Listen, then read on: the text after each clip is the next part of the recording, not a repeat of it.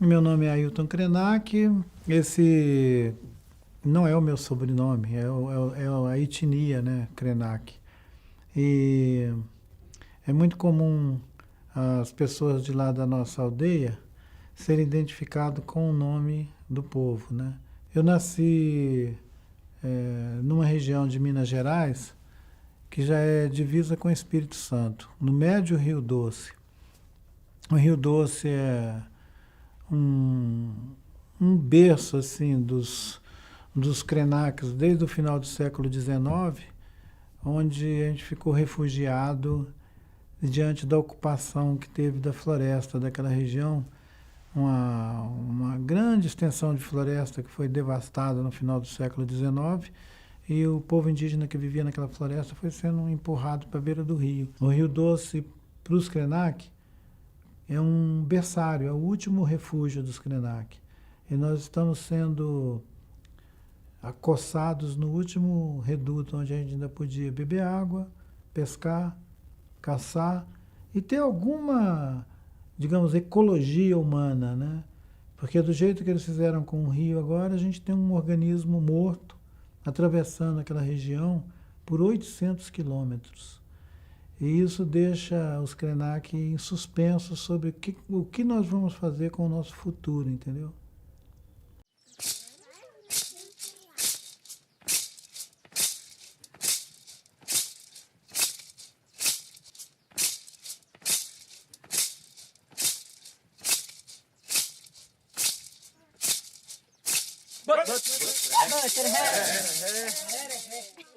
Se eu escrever uma literatura que conta o que os mineiros fizeram com os Krenak, com os nossos antepassados botocudos, com a nossa paisagem, com as nossas montanhas, e o golpe de morte que eles deram num rio com extensão de 800 quilômetros, muito provavelmente nenhuma editora vai me publicar em Minas Gerais. Mas é interessante porque um livrinho que eu estava exibindo hoje tem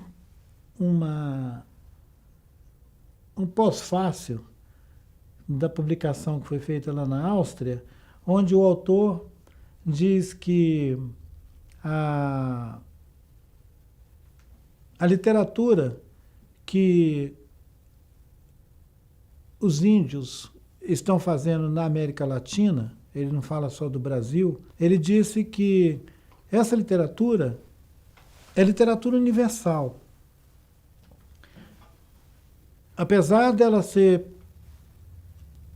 percebida com desprezo por uma certa escola, por uma certa tendência da literatura, que acha que ela recorre a muitos elementos narrativos que são do folclore, que são da cultura local, que é do modo local de vida, que ele diz que seria das nossas incongruências.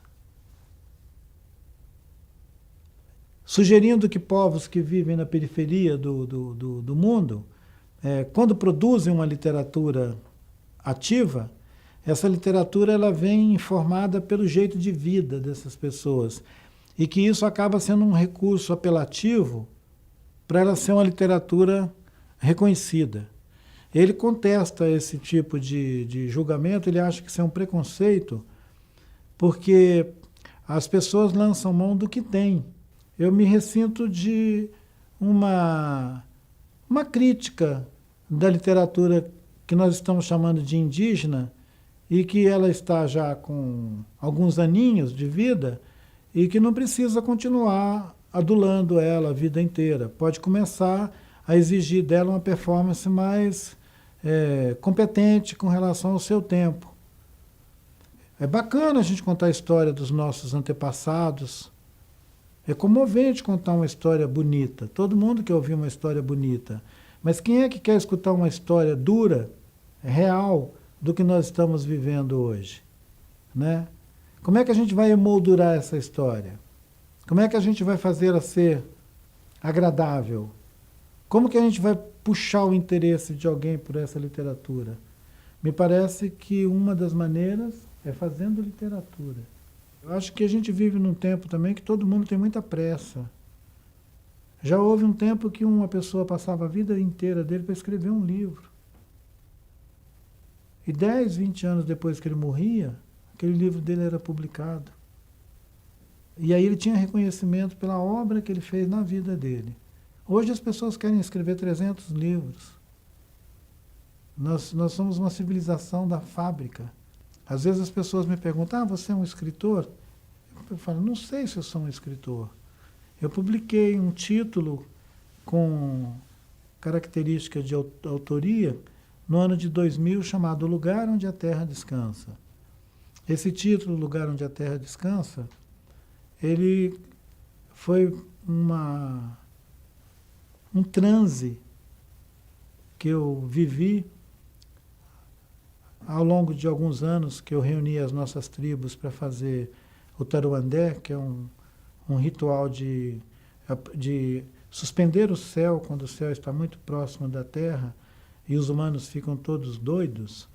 Então as nossas tribos se juntavam para cantar e dançar e suspender o céu, né, para aliviar a pressão. E num desses encontros, quando a gente terminou ele, eu estava tão exausto que eu não conseguia dormir. Aí um amigo meu pegou um gravador e gravou 40 horas de entrevista comigo. É o livro, O Lugar Onde a Terra Descansa. Foi um surto. Então eles me perguntam, você é um escritor?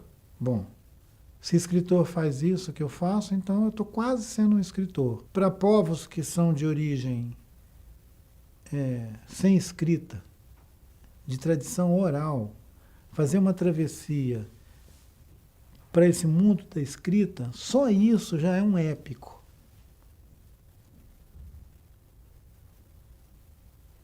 E ele deve ocultar trilhas insondáveis de alienação dessas identidades até chegar nesse patamar da escrita e lidar com esse recurso da escrita com familiaridade. É bom não esquecer que os jesuítas vieram para cá para botar escolas e catequizar os índios e aprender eles a ler, ensinar eles a ler e escrever. Enquanto os índios puderam resistir, eles não aprenderam nem a ler nem a escrever. Então seria interessante a gente investigar se quando os índios estão lendo e escrevendo, se eles já se renderam ou se eles ainda estão resistindo. E os xamãs estão avisando, o céu vai cair sobre a nossa cabeça.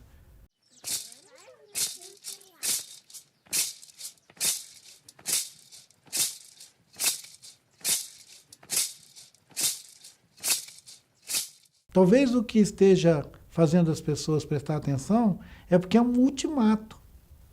Então deve ter muita gente pensando, então nós estamos ferrados. Porque a gente já detonou com todas as florestas, estamos acabando com os oceanos, e esses xamãs estão dizendo que se a gente abalar o último reduto da Terra, o céu vai cair na nossa cabeça. Essa metáfora do céu caindo sobre a nossa cabeça, ela pode ser percebida de diferentes maneiras. Ela pode ser percebida, inclusive, com a terra saindo de debaixo dos nossos pés. Com as fontes que a gente supre de alimento, de água pura, acabando. É uma outra maneira de dizer que tem 2 ou 3 grandes corporações no mundo hoje controlando as sementes do mundo. 2 ou 3 grandes corporações decidem que semente você pode plantar, que tanto de semente você vai ter e com que qualidade. Por quantas gerações essa semente vai germinar e reproduzir. Tem um monte de espécies que a gente consome hoje que a semente já tem vencimento. Você fez um plantio dela, a hora que você colher, acabou. Ela não tem mais germinação, ela não produz mais. Fora as sementes que são oferecidas e que elas já vêm bitonadas. Elas são sementes programadas, né? Aquela variedade vai vencer em alguns anos, ela vai minguar e não vai produzir mais nada. Então nós somos refém de uma ganância global atacando a água, o solo as sementes, as florestas. Eu acho que é meio desesperador o tempo que a gente está vivendo, mas não é para a gente desistir de nenhuma das artes e das manhas que a vida ensinou para a gente como recurso de sobreviver, entendeu? Quando eu era mais jovem, agora vou fazer 63, amanhã eu completo 63 anos. Nasci em 53, agora nós estamos em 16 e tal. E quando eu tinha uns 30, 40 anos, eu desconfiava muito da validade das coisas que eu estava me engajando, que era organizar esse tal de movimento indígena, fazer aliança com seringueiros, com ribeirinhos, se a gente ia conseguir manter essas famílias no meio da floresta, porque a floresta estava sendo devorada. E na década de 90 a gente conseguiu fazer uma campanha global no planeta inteiro, de salvem as florestas, né, de chamar para a consciência das florestas tropicais no cinturão do planeta inteiro. E vimos como é que as estruturas estão organizadas para comer mesmo as florestas. E assim que terminar de comer as florestas, comer os oceanos, entendeu? É uma fome sem fim. Eu acho que o conhecimento sobre o que a gente vive no planeta hoje, ele me deu a noção de que a gente não pode renunciar a nenhum recurso que a gente tiver para alertar as pessoas de que a Terra é a nossa casa comum e que a maior parte da população hoje está alienada disso, não tem consciência disso.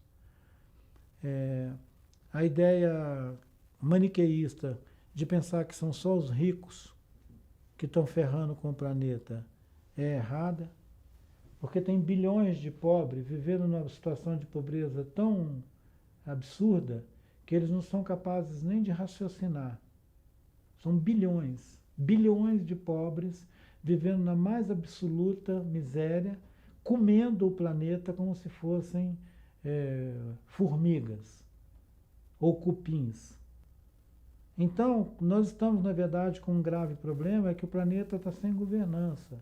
No pensamento mais, digamos, antigo, no pensamento, inclusive, de alguns desses xamãs que avisam sobre a queda do céu, essa ideia de prioridade que nós, os humanos, temos, porque quando a gente está conversando nesses termos, parece que nós somos, assim, os caras mais bacanas que estão correndo o risco de ser cuspido do planeta, né? Não. Para os xamãs, nós somos os caras mais indecentes que estão na iminência de ser chutados para fora do planeta por puro merecimento. A gente não merece ficar aqui na Terra. A gente não fez nada para merecer, nós só estamos detonando. Nós só afetamos a Terra, a gente não cria nenhuma relação saudável com a Terra. Mesmo quando a gente se reúne em comunidades idealizadas, a gente acaba reproduzindo o mesmo mote, né? Que é exaurir a Terra. As pequenas comunidades humanas, que são ainda essas regiões onde povos indígenas conseguiram resistir ao último trator, já estão sendo engolfados por esse modelo de vida global.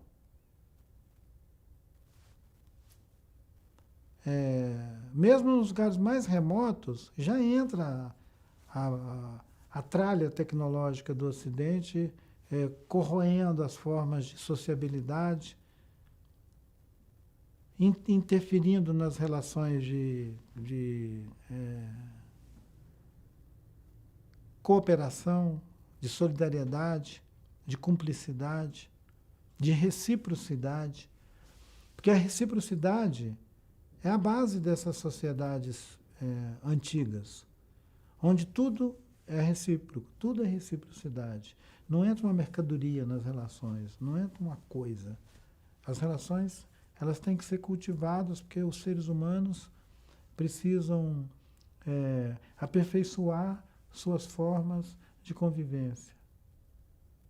Quando a gente abandona essa missão de os humanos aperfeiçoar suas formas de convivência e transformamos isso tudo em barganha, mercadoria e tudo, nós já começamos a corromper esses núcleos de comunidades humanas saudáveis e transformar tudo isso nessa coisa global que nós temos. Mas enquanto tiver taquara, a gente tem que fazer flecha e mandar flecha. Espírito guerreiro. Não pode baixar a bola.